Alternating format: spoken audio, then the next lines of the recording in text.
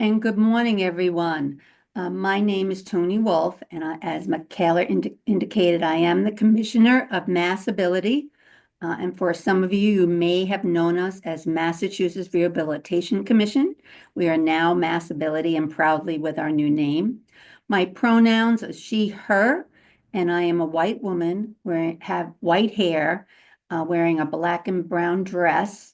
And most importantly, I want to say, I really want to thank you for joining. And for those of you like perhaps myself who stayed up way too late to figure out the election, or that you woke up this morning and perhaps feel a little bit of a surprise if your candidate did not become the president, I just want to say, give yourself a little bit of respite today. All right, be gentle with yourself. We know recovery is real and recovery will occur, but it is a process. So I just want to acknowledge that with you today and really want to commend you for joining us this morning, particularly so early in the morning. So at MassAbility, our purpose is about possibility. We are change agents and we think about the person first. And we measure our success in the partnerships we build.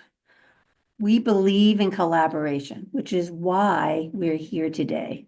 All right. Today we have educators, we have job seekers, we have employers, and we're really eager for you to really embrace the morning and the day. And again, want to thank you and acknowledge your willingness to be here today. Let me just say, I know we all wear many hats.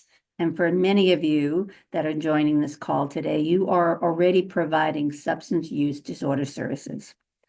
Today, I'm going to ask you to maybe put that hat to the side and think about your hat as the employer. All right. Because we really want you to think about that lens and what you need to make sure that you can create a workforce that is inclusive for everyone. I'm asking you to be open today to discover innovative strategies that employers are using that you'll learn today to recruit, engage, and retain staff who themselves are in recovery and who come from different talent pools. I'm going to ask you to consider reviewing or maybe amending some of your employer policies to further support a recovery-ready workplace that is welcoming and inclusive of all.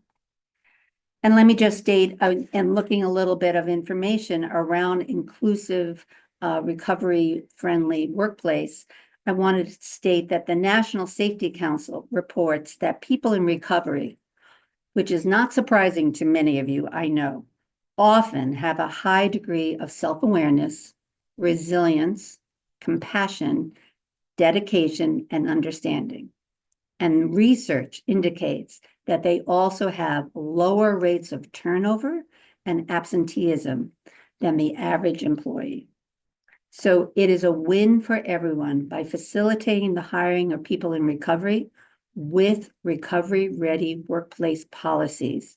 Employers like yourself will successfully tap into dedicated and reliable pool of incredible career candidates.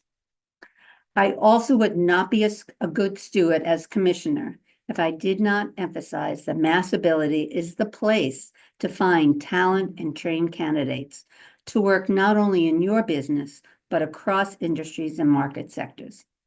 It is good business to work with us for today and for tomorrow. So I also really want to thank Advocates for Human Potential to really pull this event up. And I do want to also acknowledge their incredible flexibility because we had to change the date, and it really just really exemplifies the flexibility and purpose of what we all do here at MassAbility and with all of you. I want to thank our keynote panel, Deidre Calvert from BSAP's director, Alicia Ordway from the Undersecretary at Executive Office of Labor and Workforce Development that I'm just getting to know, so it's nice to see you here, Alicia. Sarah Wakeman is the MD head of Brigham Substance Use Disorder Treatment Program.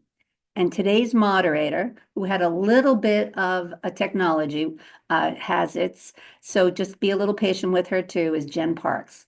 and she is the Workforce Director from the Bureau of Substance Abuse Addiction Services. And lastly, the MassAbility team. This event could not happen with all your efforts and all your work and the belief that everyone deserves a career. All right, and again, together, we're making a better state possible for people to live and work, regardless of what is happening on our national level. I am thankful that you are here today. I am thankful that you're embracing the day. And again, I'm going to remind you, you may need a little respite today, and that's okay too. All right, with that, Michaela, I send it back to you. Thank you, Tony.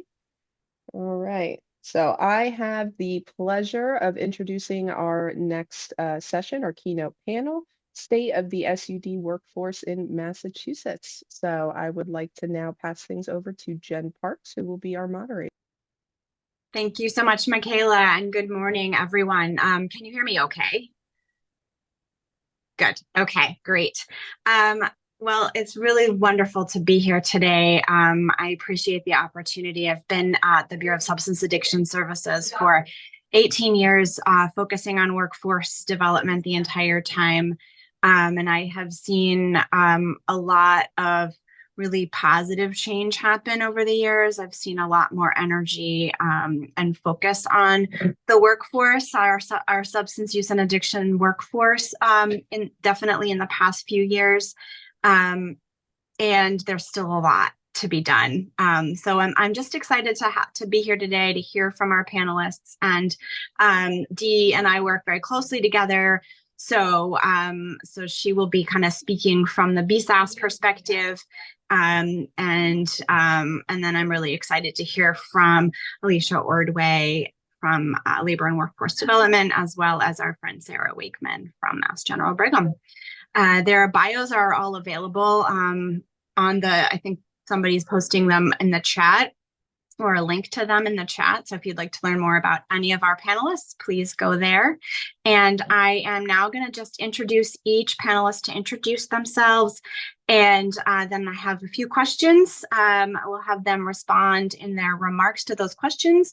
We will have an opportunity for panelists to talk to each other, and that will allow for some interesting dialogue if they have questions for each other. And then, of course, as always, we welcome questions from the audience when we're finished with that portion.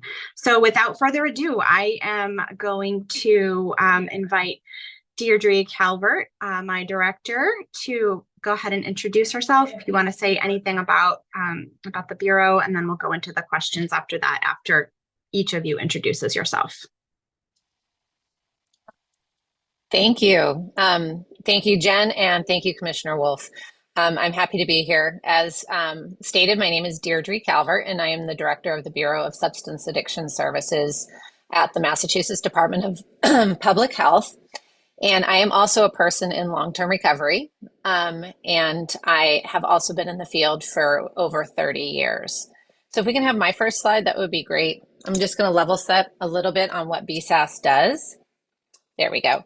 So BSAS licenses, contracts, and often funds programs across the state in the following treatment levels. So we have 24-hour withdrawal management, which we used to call detox, outpatient counseling, opioid treatment programs, OTPs or methadone programs, CSS, crisis stabilization, residential programs, among others. We also fund a range of services that are not part of our licensed continuum, including prevention coalitions, harm reduction programs, recovery support services, peer recovery support centers, housing and homelessness support programs, including Housing First, which has housed more than 600 people permanently, where sobriety is not a requirement, and services for those involved returning home from criminal legal services. So this, again, is not an exhaustive list of all that BSAS does, but it sets the stage. Oh, and I forgot an important one. We also oversee the licensed alcohol and drug counselor program. So next slide, please. Actually, Dee, why don't we go Sure. have each person just do a brief. Oh, perfect. Okay. Into the rest of the questions. Thank you. Hi, I guess I'll take it. Thanks, Jen. Thanks, Jen. Thank you, Commissioner Wolf and the MassAbility team for this opportunity to be with all of you today.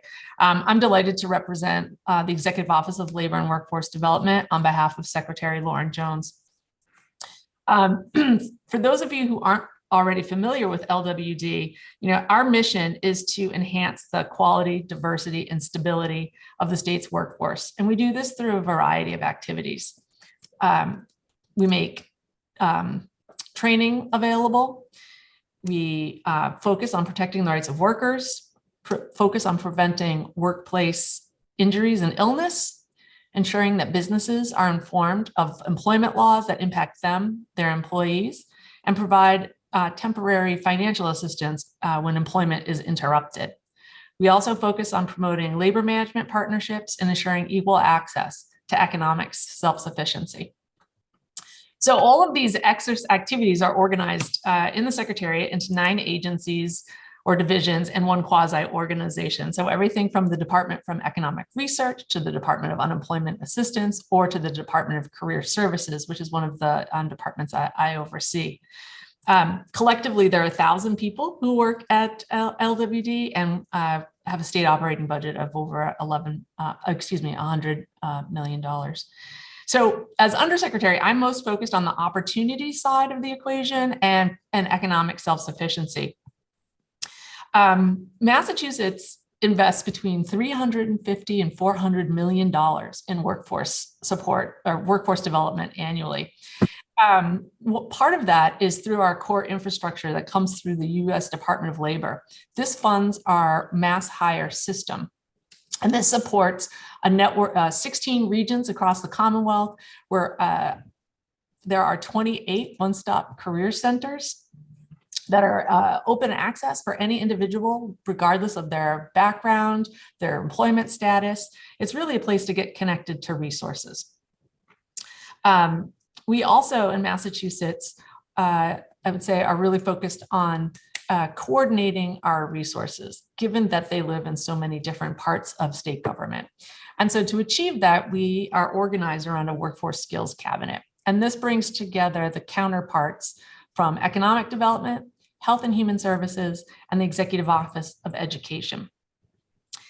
And through that, we seek to coordinate our investments that serve the whole lifespan. So whether that's focusing on K-12 education, career and tech ed, post-secondary, looking at some of our leading sectors, we get together to think about strategically how we leverage our investments.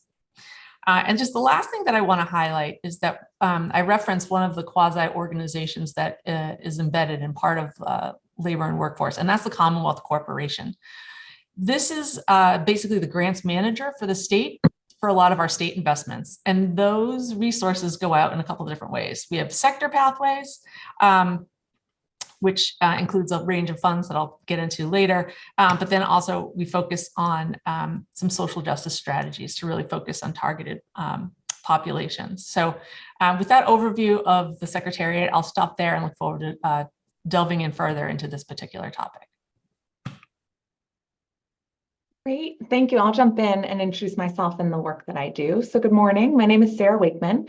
I'm the Senior Medical Director for Substance Use Disorder at Mass General Brigham, which is an integrated academic health system, which includes Mass General Hospital, Brigham and Women's Hospital, and a number of other hospitals and outpatient practices across Massachusetts and Southern New Hampshire.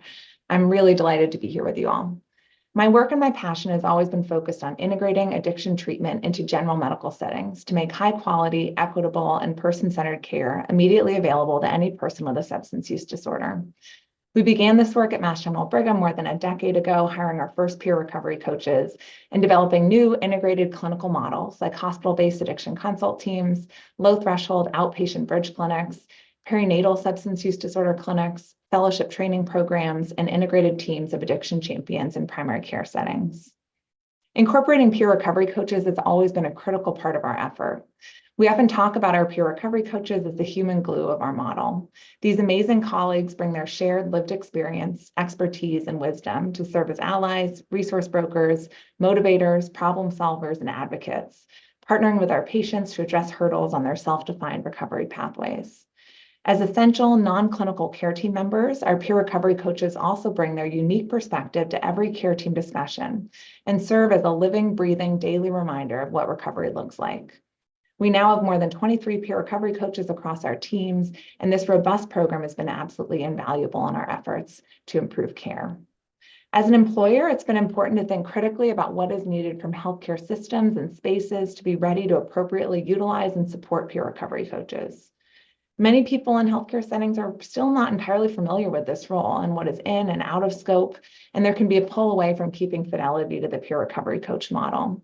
Having peer recovery coaches in leadership roles, for example, as managers and supervisors, has been incredibly important so that we can follow their lead and learn how to do better and create the best working environments for our coaches. We've recently created recovery coach guidelines for our system, which has been driven by input from our coaches to better define the role and delineate what is needed from the sites and settings where coaches are working. I'm so excited to join in today's conversation to share more about this work and to think together about the substance use and recovery workforce across Massachusetts. Thank you, Sarah. Thank you, Alicia, and thank you, Dee. I am now going to put the 3 questions that we would like for you each to respond into the chat.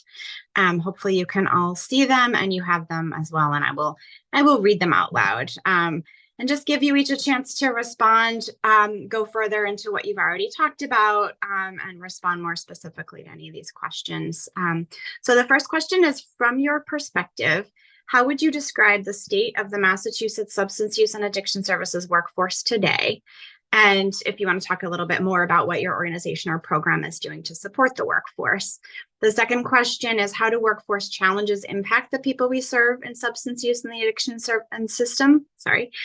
And the third question is, what do you think would make the biggest difference in the workforce in the near future, in the next few years? So I will pop it back over to Dee at this point, and then I think we'll go to her next slide. Great. Thank you so much. I'll wait for the next slide. So thank you so much. Now I'll respond to the questions throughout the course of the next few minutes. So I just want to point out that this information that we're looking at here only refers to clients and workers in our licensed system. So that does not include the programs and innovations that are not licensed. But in our licensed system, clients tend to be younger and predominantly male and white, and workers tend to be older and predominantly female. We know that women, along with transgender and gender expansive people, are in need of treatment services at higher rates, and they are showing up in our facilities. We've responded to feedback from the trans community by creating a community advisory board and increasing training in TA for programs on becoming more welcoming to that population. And our Women and Families team is continually working to support expanded services for women and families into our system. So racial and ethnic makeup is harder to compare as the questions are asked differently of clients and workers, but the largest group in both categories is white. I'll talk a bit about some of the projects we're working on to specifically increase the diversity of our workforce. And we know how important it is for people in our programs to receive culturally responsive services from providers that they can relate to. So other notable data points is more than half of the clients in our system have a history of mental health, and more than half of the workers in our system earn $50,000 or less per year in full-time positions. So what we know is lack of sufficient pay, high turnover rates, cultural mismatch between staff and those seeking services, and inconsistencies across settings in terms of openness to harm reduction, serving trans and gender expansive clients, people with disabilities, and other marginalized groups creates a system that is not fully able to meet the needs of people that we want to support. Can we go to the next slide, please? Okay, so we know people thrive when they're able to support themselves, and workers and work should feel meaningful, and workers should be supported. People actively using substances, people in recovery, people who are allies, they're all part of our workforce, and there are different ways that we can support them all to thrive. So I just want to talk about a few things that BSAS is doing. So our workforce development and practice improvement team is focused on 4 overarching areas. So we have technical and training assistance. And through a wide range of vendors and consultants, we provide every type of learning opportunity at really affordable rates, offering support to those working in prevention, treatment, harm reduction, recovery support settings, but also workers from other fields like medicine, mental health, child welfare, education, and they can also all participate. We have recruitment and retention. So I personally serve on a committee that conducts second-level CORI reviews for employees who are seeking employment who have a Table A felony offense that sometimes can prevent them from accessing employment. We only usually get the same 4 or 5 agencies asking and advocating for a second level review. So I would really encourage more programs to take advantage of this recruitment supportment tool. We are also working with providers and other workforce development partners to clarify positions and titles and roles through our system and to support the development of a comprehensive career ladder that people can access no matter what area of the system that they start out in. So we also have education support. We currently fund an initiative that allows treatment organizations to not only pay student interns hourly wages, but also provide stipends for transportation, for childcare, for technology. We also fund culturally responsive addiction education for Black and Latinx counselors looking to achieve licensure. And our fourth is practice improvement. We support organizational level change through training and coaching, and we are working internally to support evaluating all the training and technical assistance activities that we do and currently fund to ensure that it meets our values, which include centering on equity, an individualized approach to working with clients, and ensuring high quality content to build skills and meet the learner's needs.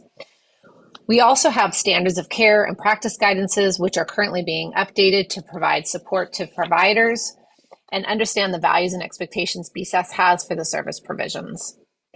We are looking to support the workforce more broadly, also by reviewing our LADAC, our licensed alcohol and drug counselors, regulations and other credentials, in collaboration with the legislature to reduce barriers and elevate their status with the goal of increasing reimbursement rates. There are many opportunities that we are starting to explore, including collaborating with social work programs to help students gain their LADC during classroom hours.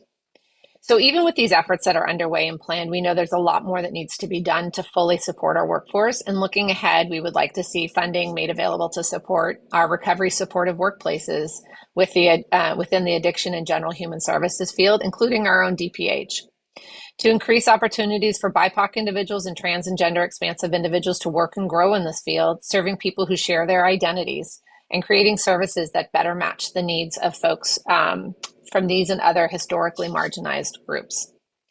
And we'd also like to see more opportunities for people to get their LADAC 2 or even their LADAC 1 as part of the social work, counseling, psychology, or other human services degree, so they're better prepared to serve clients with SUD and co-occurring mental health issues and can come out and start working right away.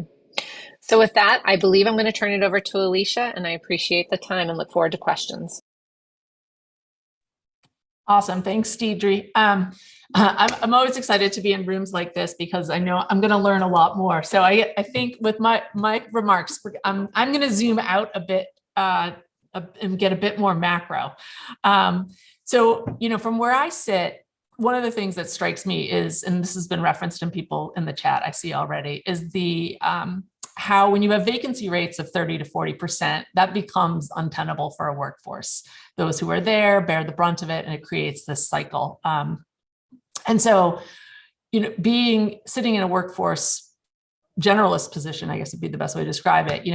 I think about this and look at the other occupational areas that have this level of turnover, and not surprisingly, it's in places in the caring economy, nurses, child welfare workers, folks in K-12, and then those who are in roles that are highly public facing. So roles like cashiers, front desks at hotels. So, and what all these occupations have in common is a heavy workload, emotional demand, and challenges, real or perceived, around advancement and compensation in challenging work environments. So, when I think about this, there's a couple of ways that I would describe how LWD is thinking about supporting occupational areas such as this one. And I think it's twofold. One, it's this notion that retention strategies begin with attraction, and that two, that getting after that belonging at the workplace really requires a comprehensive employer-based strategy, some of which Deidre's already described and gone into detail. So just at a high level, thinking about retention strategies beginning with the attraction. The Commonwealth is made, I referenced earlier that we, our grant making agents have a grant making arm. And some of our funds are really targeted to particular demographics. So this notion of going to the talent pools in a very disaggregated way. As an example of that is through a reentry grant that was made this year to positive action against chemical addictions in New Bedford. They received $250,000 to focus on training those folks who are in the process of returning to leaving incarceration and returning to community. And this was an emphasis on providing them with training to become healthcare or addiction treatment workers. So they'll be moving into roles. Again, this goes to the, sometimes some of the job titles, there's variability, but roles like community health workers or recovery specialists. A second strategy that I think is important, thinking about talent attraction, is taking a place-based and regional approach. When looking collectively as an employer network, though in some ways you're competitors, when it comes to creating a comprehensive and rich talent pool, there's often a lot that can be yielded by working collectively. So the Commonwealth Corporation funds some of this work through regional healthcare and behavioral health hub grants. And so examples of these, I'll offer two that I think are pretty compelling. The City of Lowell and the Mass Hire Greater Lowell Workforce Board received a grant this year to recruit and prepare 115 unemployed and underemployed incumbent workers for mental health peer support specialists, certified addiction recovery coaches, community health workers, LADACs, therapeutic mentors, and direct service associate positions. And so to put these applications together, they identified a range of employers. So for this, in this case, there were a memorandum of agreement coming from the Bridge Club, Lowell House, Trinity Care Associates, Lowell Community Health Center, Lowell General, FinFen, IINE, Center Board, and Link House. So really, it takes a community and a collective action to reach scale, to get to 115 people. But at the end, folks are going to access and develop new programming and begin to develop some micro-credentialing to help people identify milestones and momentum points on their career journey. I would just say that in a slightly larger grant application, Mass Hire Metro Southwest, they also are working collaboratively to do something similar, slightly larger scale, 210 unemployed, underemployed workers. Again, same kind of job titles, and they're working across partnerships with Mass General Brigham, South Middlesex Opportunity Council, Bay Cove, Volunteers of America, et cetera. Again, to not only bring those that employer community together who have a stake in this workforce, a range of kinds of organizations that'll each play a critical part in helping identify, prepare, and support people on their career trajectory. Deidre referenced the importance of creating financial support for people going through training. One of the things that the administration did this year was create a pilot workforce skills fund, recognizing that by making the investment in themselves, individuals who are participating in training often will lose income as a result. And so we utilized some federal funds to create a $6 million stipend fund for people who are going through some of our funded short-term credential-oriented training. Depending upon the length of the program, folks are eligible for either $3,000 or $5,000 stipends that are given out along with benchmarks of accomplishment throughout the program. Just to get to that last piece around thinking holistically about the Commonwealth and resources that we have to help support this talent pool is thinking about employer-based activities and strategies to get after that belonging. So I referenced the importance of having visible career pathway progressions that have attainable milestones and momentum points, whether that's micro-credentialing or wage progressions, supervision and mentorship, and job quality are some really important factors. And so one of the ways that we help support this is through registered apprenticeship as a model. Sometimes people will conflate registered apprenticeship with a training program, but it's really an employer-based retention strategy, because it says to the individual, we're meeting you where you're at. You don't have to be pre-qualified to become employed, but we're going to hire you, bring you in, train you up with related training instruction, comprehensive on-the-job training and mentorship with tangible wage progression to get you going on your career. So in our division of apprenticeship standards, there are some grants that are available for folks who either want to build up a pre-apprenticeship program. In fact, I believe we have one open right now that also incorporates ESOL to incentivize bringing in more folks into the field who have multiple language capacities, but maybe English isn't their first language. We see this as an opportunity to diversify workforces in a meaningful way. So with that, I'll stop and look forward to the dialogue. Thank you so much. Sarah? Yeah, sure. I can add a few things. I think a lot of important topics have come up, and also in the chat, I see a lot about the need for training, focus on burnout, and focus on pay, which I think are some of the key themes. So I think, reflecting on the state of the Massachusetts substance use and addiction services workforce, first to start with the positive, I think we have an amazing, vibrant, and skilled workforce and are in a better place than many states across the country. And at the same time, there's still a lot of room for growth across all role groups. We have seen amazing, I think, expansion in our clinical and support models, which is so needed. But with that comes a desperate need for trained, passionate, expert individuals to join in the workforce. And there's many layers to this, right? So funding for this work is always a problem, but in some ways, grant opportunities come up, funding opportunities come up, and sometimes the bigger problem can actually be finding the right people for this work. And so I think the focus that we've already heard on really needing to grow training programs and job opportunities so that we're recruiting the best and the brightest to this type of work is critical. And this requires robust training so that, I think the apprenticeship model is a great one to think about, and also training programs that really give people the skills they need to do the work. Inspiring mentorship. People are drawn to work when they are inspired by people who are doing the work and showing them sort of paving a path forward for career progression. And so having that higher level of people who can be mentors and be sponsors and help draw people into the field.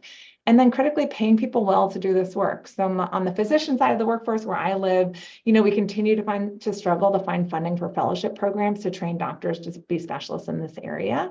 And that's critical because we need experts to be able to provide clinical care to people with substance use disorder. And so we need durable support for those programs, but we also need high paying, exciting jobs for people to enter into. So if we truly value addiction care, why do we pay addiction providers so much less than other types of fields? So, again, in the medicine world that I live in, on the addiction side, you get paid way less than if you're a dermatologist or a gastroenterologist. And no disrespect to my amazing colleagues in those other fields, but we really have to put our money where our mouth is on this issue if we think that addiction is a treatable health condition that deserves the same high quality access to care and holistic wraparound supports that any other health condition does. We've talked about reimbursement. I think as long as reimbursement is poor in this type of care, salaries are going to remain low and workforce challenges will persist. And so in that way, there's really a major role for payers and for policy changes as we think about driving workforce reform. And then I think in the chat and in some of the comments, the idea of retention and burnout comes up again and again. And I think there are lots of layers to that. Vicarious trauma in this work is real. And so thinking about how to support people through the challenges of the work and to really celebrate the joys of what we do as well.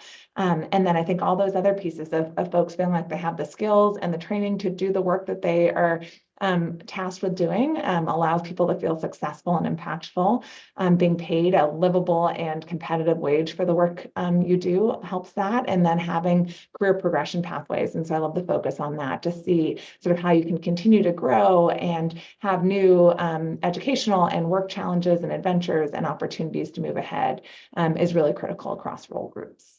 So I'll pause there. And I know we have two other great questions to move on to. Actually, Sarah, go ahead and feel free to respond to all three. I think that's what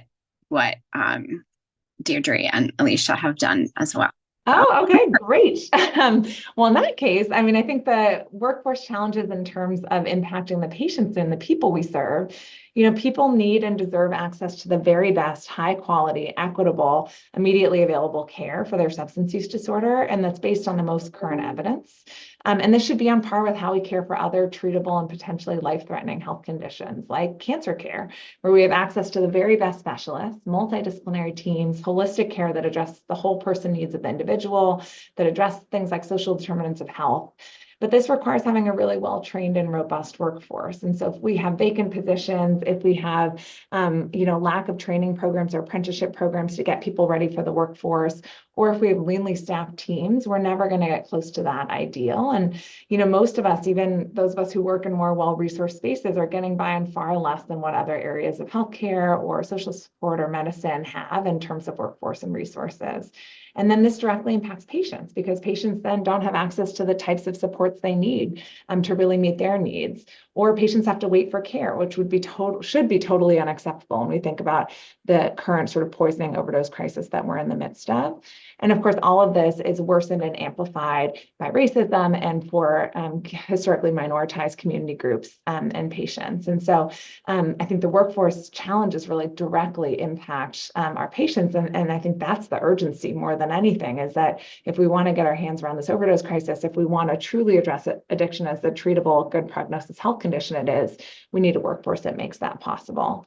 And so I think, moving to kind of what would make the biggest difference, funding is one thing I think we're hearing again and again, sort of woven throughout, that we need durable funding for training programs at all levels, from peers to therapists and counselors to nurses, physicians, psychologists, advanced practice providers. We have to pay people competitive wages to do this work. And we need to create supportive environments that recruit and retain diverse and skilled team members. And to do that, we really need reimbursement rates that are aligned with the type of care our patients need so that we can staff appropriate care models. And I guess I'll pause there and look forward to the discussion. Thank you so much. Thank you so much. There are a ton of comments in the chat. I think there are some questions in there as well. So I'm going to kind of go through those. But I would love it if any of the three panelists would like to respond to anything that anyone else has said, any thoughts that have come up as others have been speaking. Dee, Alicia, Sarah, please.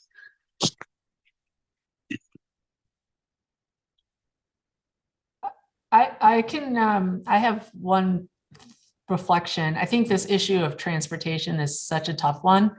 And it's whether it's this sector or others, new hires who have to basically go into debt to pay for their Ubers to get to and from their jobs because of the hours is really unfortunate, and something that we need as an administration are looking at creative ways to solve for this. I will say that last month, I believe the administration announced that regional transit will be free, which is progress, but it doesn't necessarily address some of these issues around schedule time and whatnot. More to come, but it is a vexing problem. Absolutely. So I can touch a little bit about Corey, because I know I just basically skimmed over it, but I think it's really an untapped resource. So because of the legacy of the war on drugs, many of our individuals who are in recovery who have used substances in the past may have had a criminal felony conviction due to using substances. And we have this second level Corey review at the Department of Public Health. It's in statute. And perhaps we can drop the actual link to the legislation in the chat it would be great. But I get applications. So I sit on this committee with 3 other people, and we get applications from about the same 5 companies, the same 5 vendors, right? We know that we license around 500 programs, right? And we don't understand why that is. And so there's 2 kind of operating theories. One is that vendors or programs see somebody with a Corey and say, we don't want them, and they don't do this. Or they don't know that this is an opportunity that they can do that. The second level Corey review is a phenomenal way to encourage the workforce, especially in the recovery coach and recovery support services, So I just want to really highlight that is an opportunity that people should be taking advantage of. It really, really broadens the really rich and robust field that we already have. And I really want to like echo what Dr. Wakeman said, is that the positives, we have a phenomenally dedicated and supportive and robust and burgeoning diverse workforce that we really want to capitalize on. But we have I've been a social worker since 1993. For that entire time, almost cutting the oxygen off of this field by not paying them well enough and not supporting them well enough to even get into the field. So we really need to look at pay. We really need to look at opportunities. We need to look at, you can't spend $170,000 going to school to get your MSW to make less than $50,000 a year. You just can't. And then expect people, once they get independently licensed, to stay in a field, again, with low reimbursement rates. We have to put the oxygen back in. The other thing that I always like to talk about too, in terms of tapping into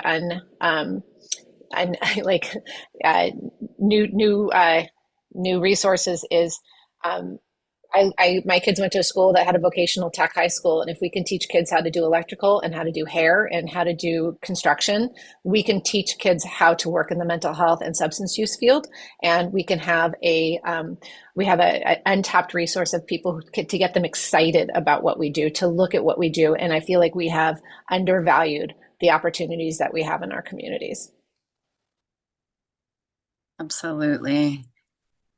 I am going to just take my moderator hat off for 1 minute and put my workforce development hat on for a moment and say also that another project that I've been working on over the past couple of years is what we're calling the Career Ladder Project. But it's really this attempt to get a better handle on the different types of work that folks are doing in our field. What are their titles? What are their roles and responsibilities in those titles? What types of salary levels are they getting? What are the opportunities for advancement? That's the big piece, is sort of when you're in this field, it's sometimes really, really hard to know kind of what I need to do, how I can advance. And the other piece that's really hard is that a lot of folks who are coming into our field don't have the funding and the resources to get the education that they need to advance. So we're trying to get a handle on sort of what does the career ladder look like within our field across various different levels of care, so that we can do a better job of supporting folks in sort of navigating that ladder and finding resources to support getting the education or credentialing that they need to move ahead. If I could just tag on to that, Jen, articulating and identifying the pathways is huge, and making them navigable for people. I'm just going to put into the chat. This is like my Executive Office of Education PSA. Massachusetts has previously piloted some free community college access programming through Mass Reconnect. We now have it at scale, where there are all kinds of resources to really mitigate those costs of getting the additional training. So there are criteria. There's also criteria for different levels of support. But what I think is really exciting is this isn't just, the tuition is free, but you have to find money for the fees, or there's even opportunity here to not only cover the full freight of what your bill at the school, but also potential supportive stipends, depending upon your where you are in terms of income.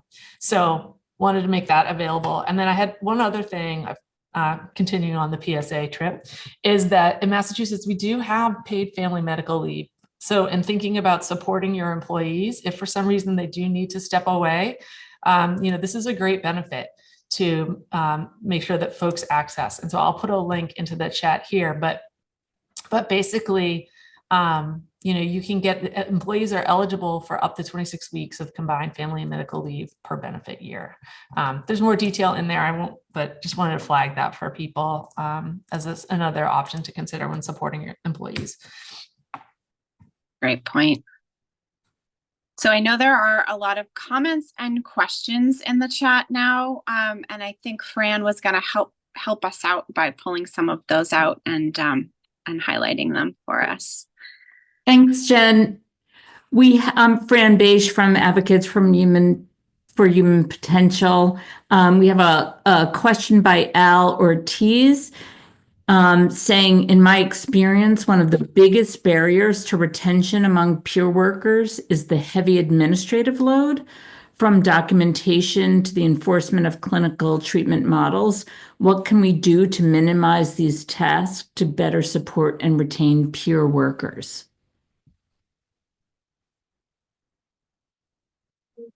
I think it's a great question, and both at the sort of actual peer delivering services and the peer manager level. I think figuring out what's the sort of minimum necessary and what's the point of the documentation, sort of what purpose is it serving, is really important. So especially if we honor that peer recovery coaches are not meant to be clinicians. I think one of the biggest threats I see is people use peer recovery coaches as a form of clinician, which is not the role. And so expect people to write these long clinical notes or develop treatment plans, all of these things that are really things that the clinical team should be doing. And so if you think of a peer as that resource broker, ally, motivator, supporter, there's very little documentation that actually should be happening, right? I think for us, it's helpful to know that a patient has had a touch point with a recovery coach, but that's basically the only thing that we really need documented. And so you can do that relatively simply by building in sort of a simple form into our EHR.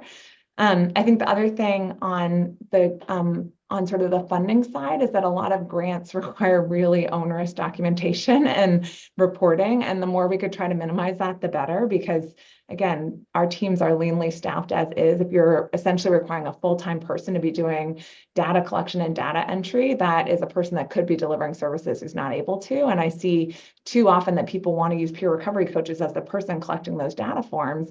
Some of these forms are like hour-long instruments that are actually quite traumatizing, that I would feel uncomfortable as an addiction medicine provider asking a patient. And so to ask a peer recovery coach to sit and collect that data, to me, feels wildly inappropriate. And yet teams are struggling because they don't have anyone else to do it. And so I think we could think about what we actually need and how to reshape those requirements.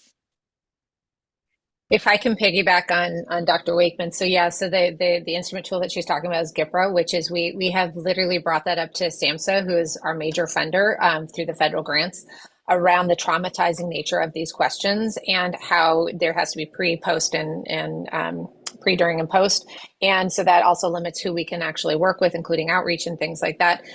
We haven't gotten a lot of traction, and we will lose federal funding. So it's like trying to balance those two activities, right? Of making sure that we get the information needed to continue funding, but also not traumatizing peer supports or clinicians even, or the person having to answer the question, right? Which is incredibly traumatizing. So there's that. And then outside of the peer recovery coach, I don't know if you were also talking about some of our programs, which do have regulations and clinical standards that need to be held. So we want to make sure that there is at least a clinical floor that everyone is meeting. So if you go to one program, you're not getting different care than if you go somewhere else. We want to ensure that there is comprehensive supportive care across the board that is, ethnically, culturally, and racially appropriate. And so we have to have some. And so we do have a whole website on sub-regulatory guidance and some of our practice of care, which you can find on our mass.gov work on our website. The other thing is we also work closely with Mass Health to try and limit the amount of administrative paperwork for reimbursement as well. So that is another kind of piece of what we're trying to do to kind of ameliorate these issues. I appreciate that so much, Dee. And I know we're often caught in like a rock and a hard spot in terms of federal funding requirements. I think like on employers' end, like our end, we can think about other role groups to do this other than peers who have a lot of other important work to do and are maybe not the best, person to task with these lengthy forms. And that's on us as employers, not on you guys at BSAS.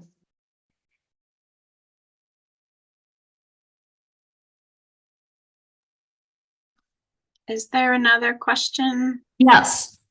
We have a question specifically for Alicia, but there may be other people who want to answer. Do you see any key adaptations that need to be made to meet the workforce development needs of the SUD workforce compared to more traditional broad workforce development systems like Mass Hire, workforce boards, Concord grants, when serving manufacturing, trades, biotech? Yeah. I think I'm probably gonna have an unsatisfactory answer, but I do think that there is something that our system needs to adapt, not just for substance use disorder workers, but just the peer lived experience roles in general. I think there's opportunity to be thoughtful with our partners at Department of Public Health and other agencies to figure out what's it's a different kind of qualification, right? It's lived experience. It's not necessarily a skill that's of value. And so I think that's a fair, good point, that systematically there maybe needs to be a different kind of calibration for our programming to recruit, prepare, place, and support.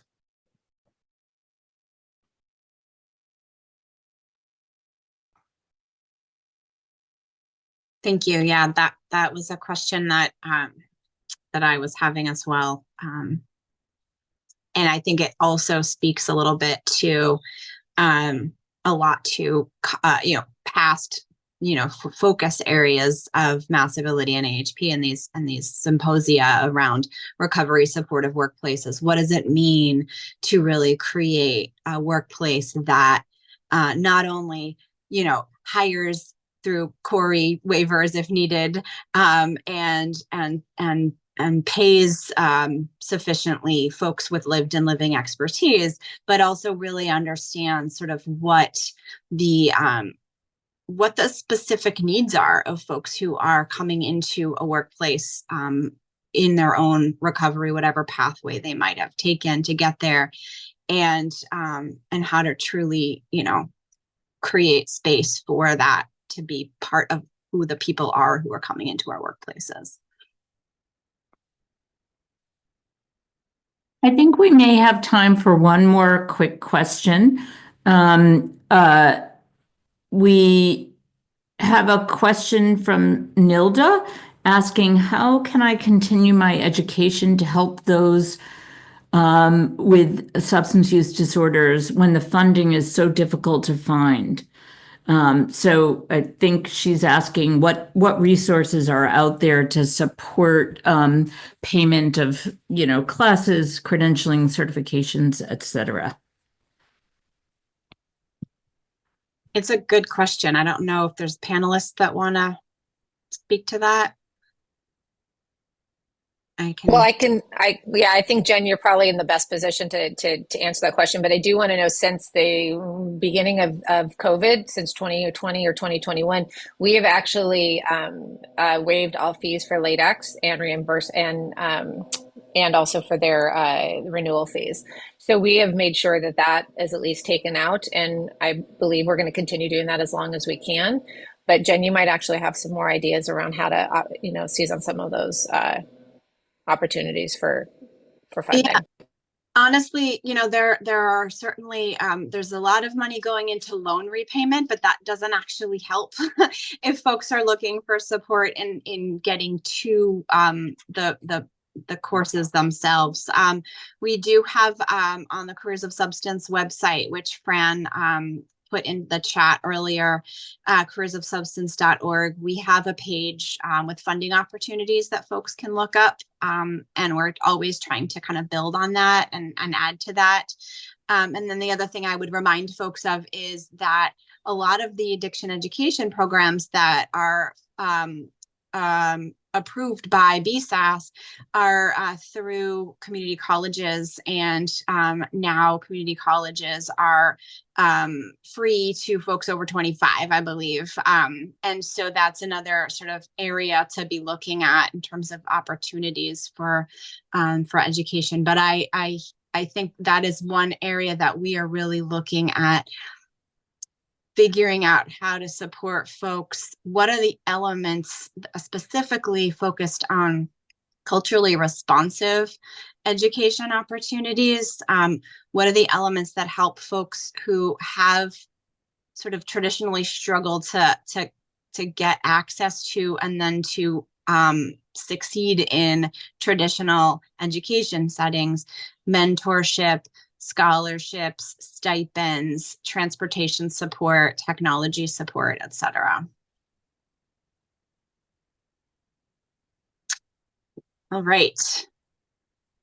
I think we are at time at this point, so I will thank all of our amazing panelists. Dr. Wakeman, Dee Calvert, Alicia Ordway, you all are amazing rock stars, and I appreciate and really have loved having the opportunity to be here with you all today. Thank you, Jen, and thanks everyone for being here.